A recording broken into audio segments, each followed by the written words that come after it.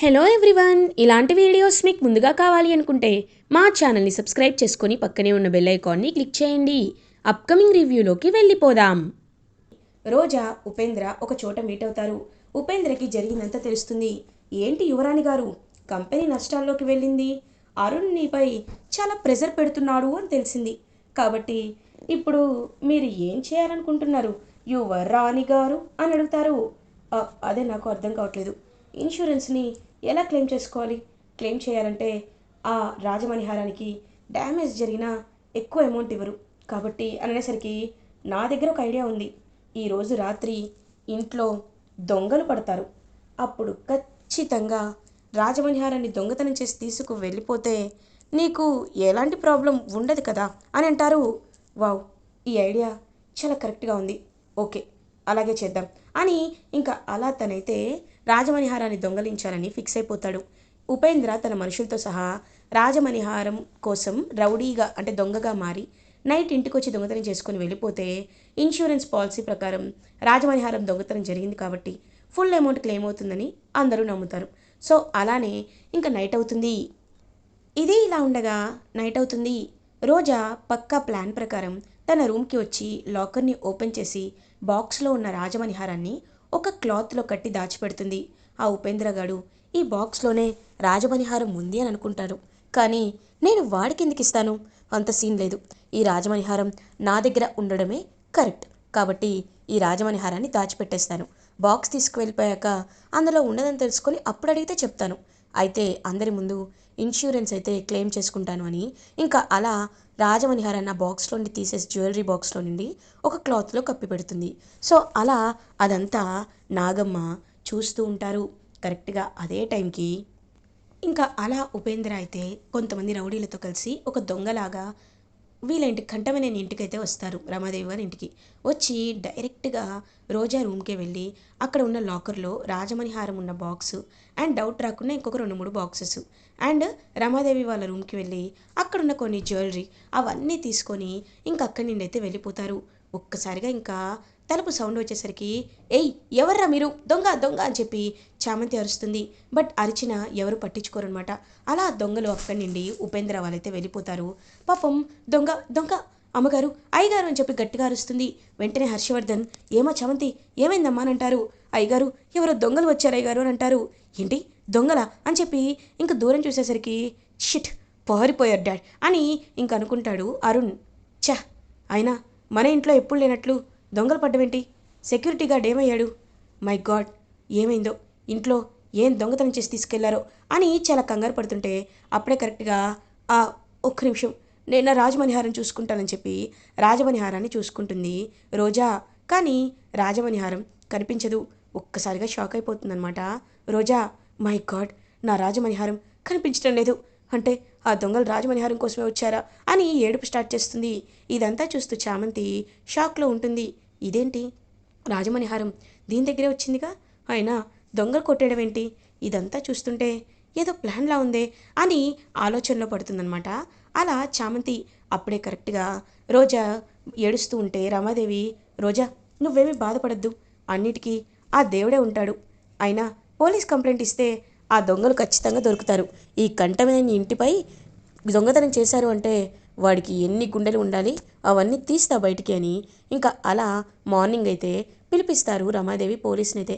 ఇంకా పోలీసులు వచ్చి అసలు ఏం జరిగింది, ఎలా పోయింది, మీరు జాగ్రత్తగా ఉంచుకోవాలి కదా అంటే, లేదు సార్ నెక్లెస్ని చాలా జాగ్రత్తగానే ఉంచుకున్నాను, కానీ అది ఎలా మిస్ అయిందో నాకు కూడా అర్థం కావటం లేదు అని ఇంకా పాపం అలా రోజా అయితే పాపం ఫేస్ పెట్టుకొని నిజంలాగా నటిస్తూ ఉంటుంది. ఏదో ఒకటి ఇన్సూరెన్స్ క్లెయిమ్ సక్సెస్ అయితే నాకు అదే హ్యాపీ. ఇంతకీ నా రాజమణిహారం ఎక్కడుందో ఒకసారి చూసుకోవాలని చెప్పి రాజమణిహారం దగ్గరికి వెళ్తుంది రోజా. వెళ్ళి చూసేసరికి ఒక్కసారిగా షాక్ అయిపోతుంది. ఎందుకంటే అక్కడ రాజమణిహారం ఉండదు. మై గాడ్, రాజమణిహారం రాజమణిహారం ఎక్కడుంది అని మొత్తం వెతుకుతుంది.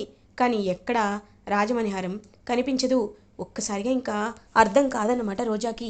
వెంటనే చామంతి దగ్గరికి వెళ్తుంది. ఇంకా చామంతి ఒంటరిగా రూమ్లో ఉండేసరికి చామంతి దగ్గరికి వెళ్ళి ఏయ్ చామంతి అని అంటుంది. ఏంటి ఎందుకు అరుస్తున్నావు అని అడుగుతుంది చామంతి. ఏంటి నిజం చెప్పు, నా రాజమణిహారం ఎక్కడా అని అడుగుతుంది. అదేంటి రాజమణిహారం పోయిందనే కదా పోలీసులకి కంప్లైంట్ ఇచ్చావు, ఇప్పుడు మళ్ళీ రాజమణిహారం ఎక్కడా అని నన్ను అడుగుతావేంటే అని అంటుంది. ఏయ్, నాటకాలు ఆడద్దు, నాకు నాకు ఓపిక లేదు, నిజం చెప్పు, రాజమణిహారం ఎక్కడ దాచిపెట్టావు అని అడుగుతారు. అక్క, నిన్ను ఎర్రగడ్డల హాస్పిటల్లో జాయిన్ చేయాలా? చెప్పు, వెళ్ళి జాయిన్ చేసి వస్తాను.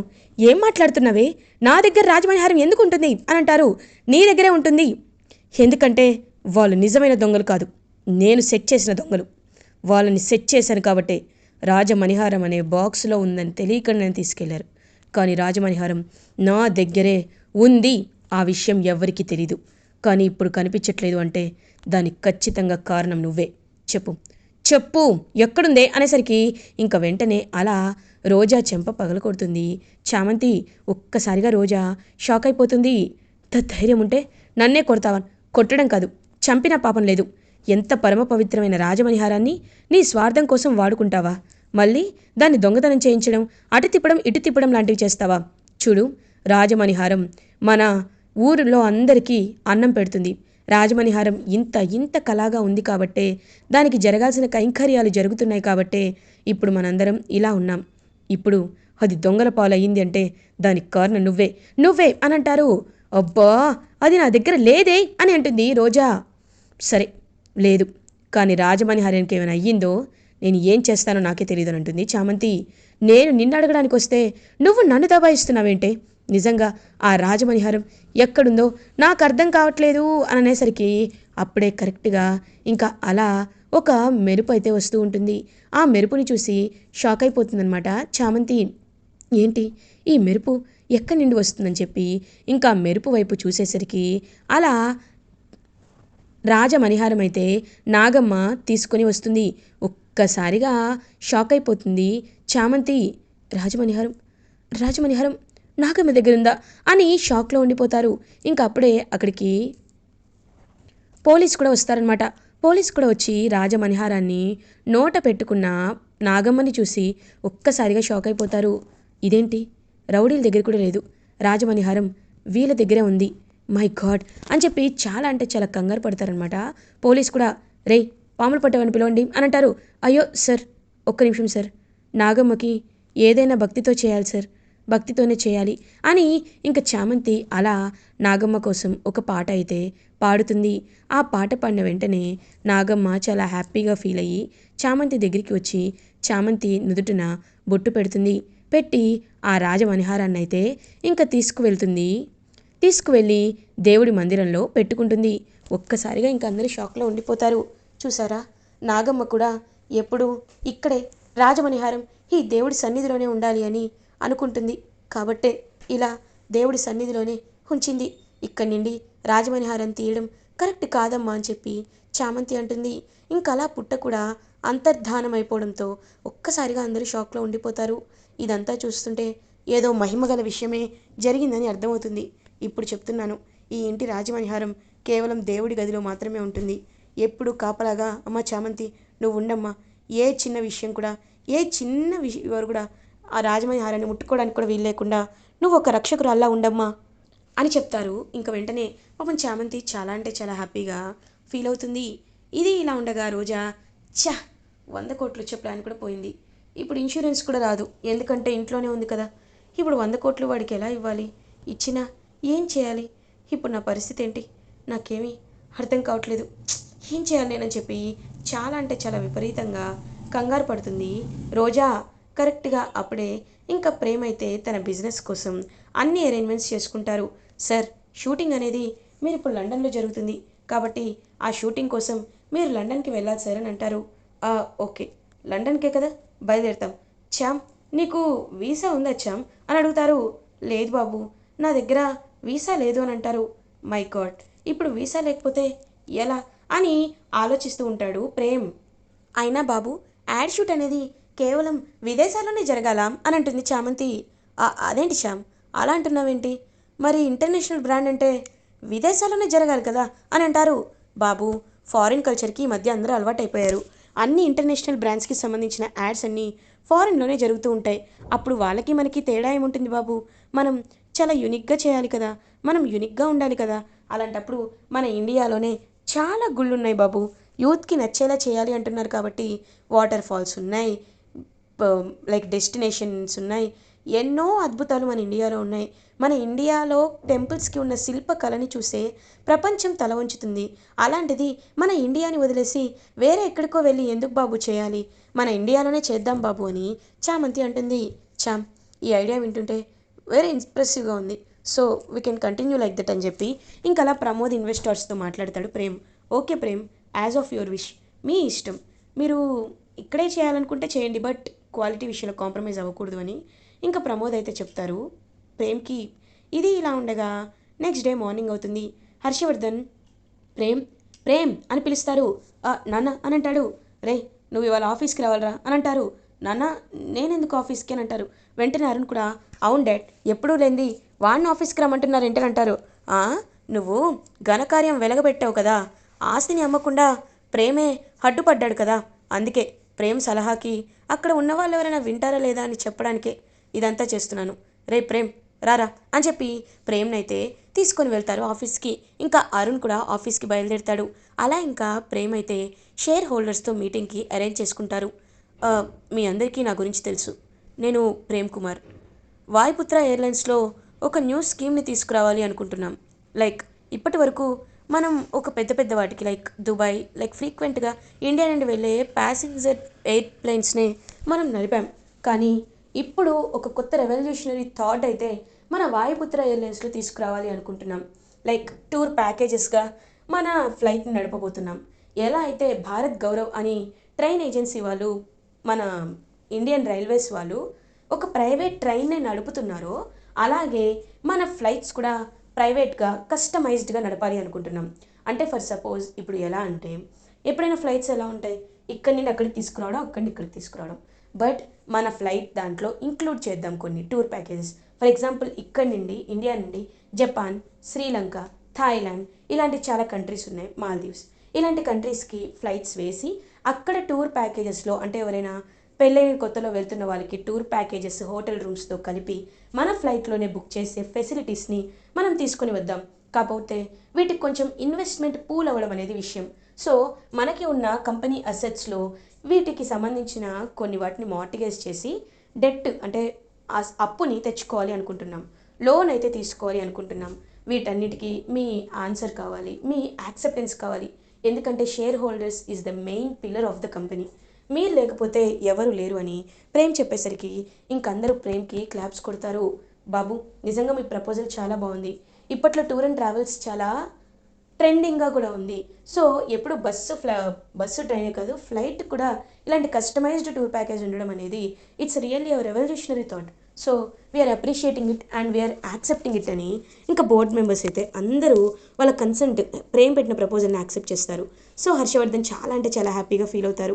ప్రేమ్ ఎప్పటికైనా నా పేరు నిలబెట్టే వారసుడు అని మురిసిపోతారు హర్షవర్ధన్. ఇంకా అలా ఆ షేర్ హోల్డర్స్ అందరూ, సార్ నిజంగా ప్రేమ్ చాలా తెలివిగా ఉన్నారు. ఎప్పుడు ప్రేమ్ని చూసి మేము ఆఫీస్కి ఎందుకు రావట్లేదా అని అనుకున్నాం. కానీ ఇప్పుడు ప్రేమ్ సమర్థతని చూస్తుంటే మాకు చాలా సంతోషంగా అనిపిస్తుంది. ప్రేమ్ బాబుని ఎండీగా చేస్తే ఇంకా బాగుంటుంది అని అంటారు. అరుణ్ వెంటనే what what rubbish are you talking, వాడు ఎండీ అవ్వడం ఏంటి అని అంటారు. రే అరుణ్, కాస్త తగ్గు, నీకేం జరుగుతుందో నీకేనా అర్థమవుతుందా? వాడిప్పుడు ఎండీగా అవ్వడానికి చాలా అంటే చాలా అర్హతలు ఉన్నాయి, బట్ నీకు లేవు అరుణ్ అని అంటారు.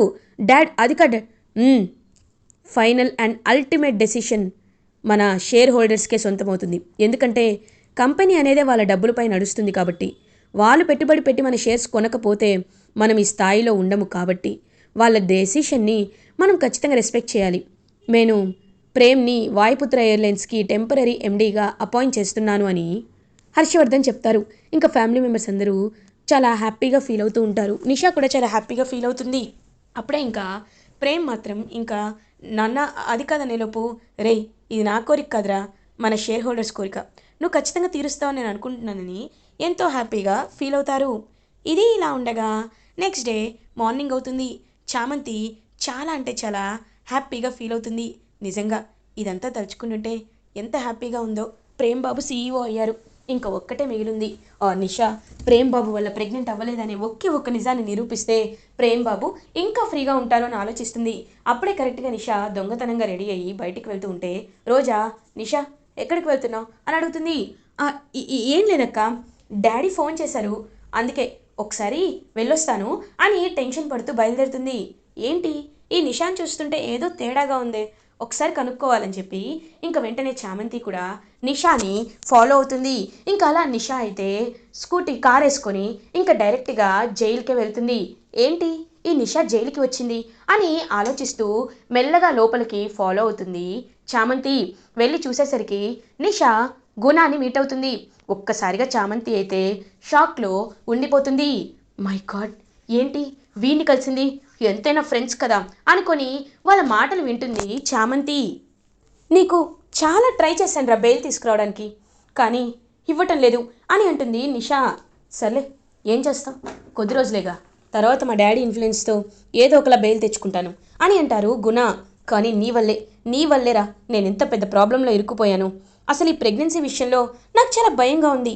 ఎప్పుడెప్పుడు ప్రేమ్ నిజంగా నా ప్రెగ్నెన్సీకి కారణం కాదు, నా ప్రెగ్నెన్సీకి కారణం నువ్వు అనే విషయం తెలుస్తుందోనని నేను చాలా భయపడుతున్నాను అనేసరికి ఒక్కసారిగా షాక్లో ఉండిపోతుంది చామంతి. నాకేం తెలుసు, ఆ రోజు బ్యాచులర్స్ పార్టీలో చామంతి అనుకున్నాను, కానీ నేను అప్పుడు డ్రింక్ చేసిన మత్తులో ఉన్నాను కదా, ఇప్పుడు అదంతా ఎందుకు అని గుణ మాట్లాడుతుంటే వాళ్ళిద్దరి వీడియోని రికార్డ్ చేసుకుంటుంది చామంతి. అంటే దుర్మార్గులారా, ఈ గుణ నిషాని ప్రెగ్నెంట్ చేశాడనమాట. కానీ ఈ విషయాన్ని చెప్పకుండా కావాలనే ఇదంతా చేశారనమాట. ప్రేమ్ బాబుపై నిందలు వేశారనమాట. ఇంకా నా చేతిలో అయిపోయారు మీరని చెప్పి కోపంతో రగిలిపోతూ ఉంటుంది పక్కా ప్రూఫ్ తీసుకొని చామంతి. ఇలా ఎపిసోడ్ ఎండ్ అవుతుంది. ఫర్దర్ ఎపిసోడ్ రివ్యూస్ ముందుగా మీకు కావాలి అనుకుంటే మా ఛానల్ని సబ్స్క్రైబ్ చేసుకోండి. Thanks for watching.